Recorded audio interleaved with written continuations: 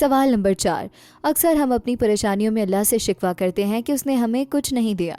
ہم اپنی محرومیوں کی فہرست تو بناتے ہیں، لیکن کیا ہم نے کبھی ان نعمتوں کی فہرست بنانے کی کوشش کی ہے جو ہمیں بن مانگے ملی ہیں؟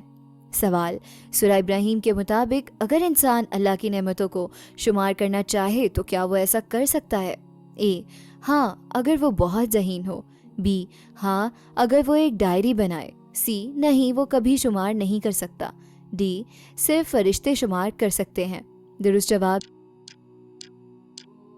سی، نہیں وہ کبھی شمار نہیں کر سکتا۔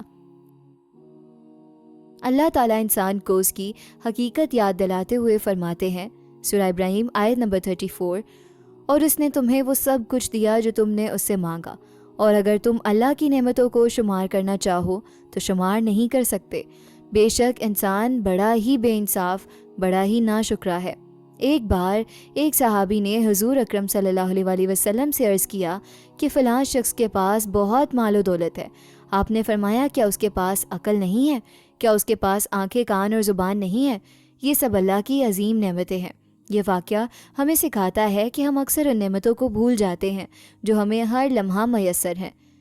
اللہ ہمیں احساس دلا رہے ہیں کہ ہم اس کی نعمتوں کا مکمل شمار بھی نہیں کر سکتے اور نہ ان کا حق ادا کر سکتے ہیں، اس لیے ہمیں عاجزی اور شکر گزاری کے ساتھ جینا چاہیے۔ مایوسی یا محرومی کے لمحوں میں ہمیں ان بے شمار نعمتوں پر غور کرنا چاہیے جو ہر وقت ہمارے ساتھ ہیں، جیسے سانس، بینائی، سماعت، صحت۔ یہ وہ چیزیں ہیں جن کی کوئی قیمت نہیں۔ اگر اللہ کا ذکر سن کر آپ کے دل کو سکون ملتا ہے تو سبسکرائب کیے بغیر آگے مت بڑھیں، شاید یہی چینل آپ کے لیے سکون کا ذریعہ بن جائے۔